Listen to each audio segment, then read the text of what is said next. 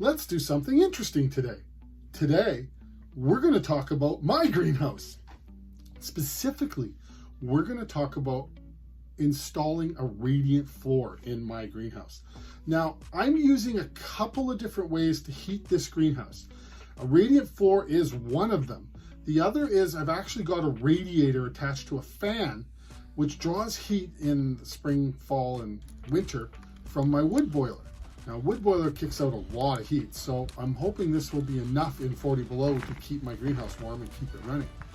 So what we've done in this video is I initially had insulation on the floor, 4-inch styrofoam insulation that I bought from a construction site at around $5 a sheet, a 4x8 sheet.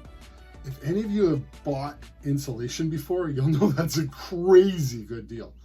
So I hadn't installed the floor right away. I just used the insulation as my flooring for some time.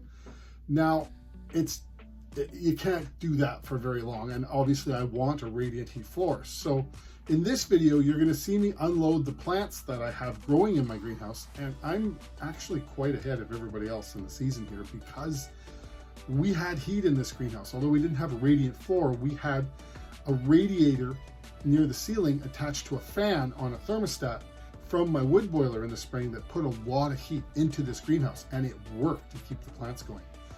But stage 2, of course, is the radiant floor. So you're going to see me take all my plants out.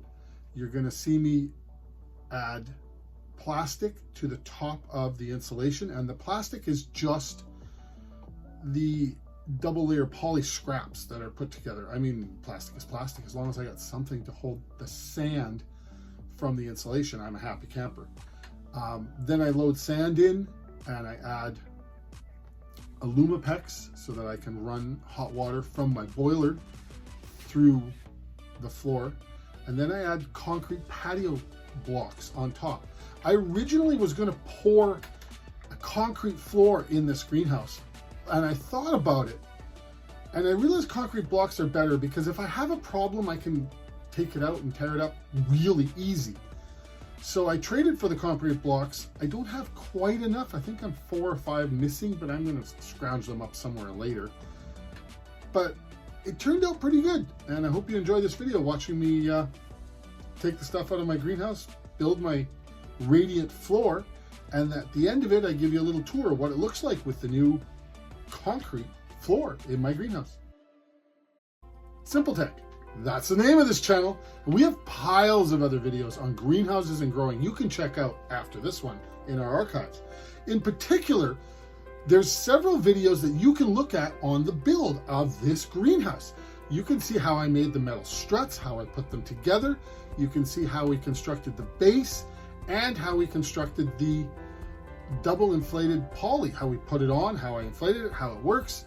And the cost breakdowns as well are in all of that. So if building your own dome greenhouse that is a 4-season type greenhouse is something you're interested in, you got to check out our other videos. Oh, and if you get a chance, hit subscribe and like, please. Okay, to start, you're going to see me hauling out a whole bunch of junk. I don't have a lot of storage space, so the greenhouse wound up holding a lot of things that it shouldn't have.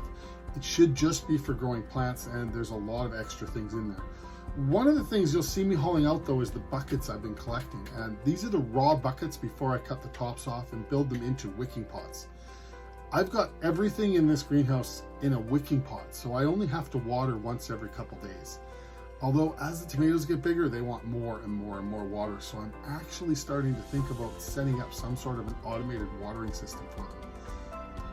That's another video though.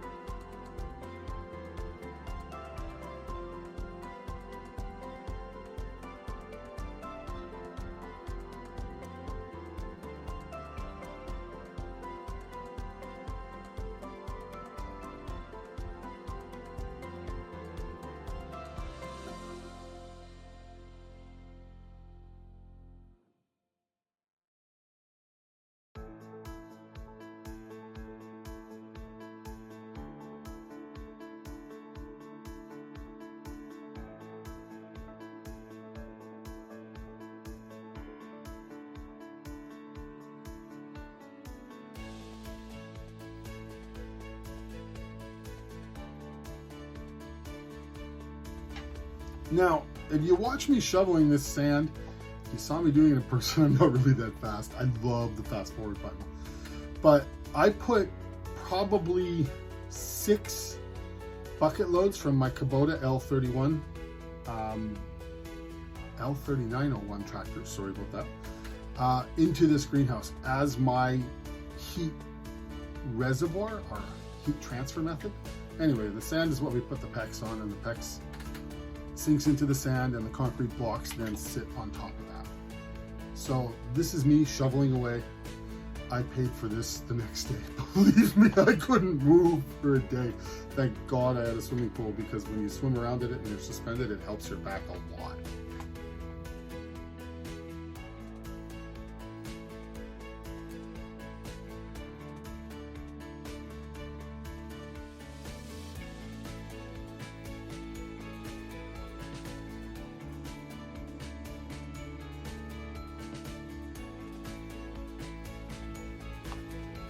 Now, is my PEX spacing proper? Probably not. It's a greenhouse. I'm not worried about it being perfect. I just want a little bit of heat on the floor so that the 30 below in the ground doesn't come up through the floor. It's kind of like an insulation heat blanket is what I'm aiming for. Maybe I could have done it better, but you know, this is my first attempt and we'll see how it goes. Once the blocks are in place, it looks good. I'm actually really impressed at how everything laid out and how nice it is to walk on these concrete blocks. Even though they're on sand and on insulation, they're not squishy, they're solid. Everything is just like you're walking on a concrete patio anywhere else. And when I water my plants now, I can see very quickly when the water hits the overfill hole on the wicking pots, because it shows up on the concrete really quickly. So everything works a lot better now. This is a nice greenhouse. I'm really impressed with it.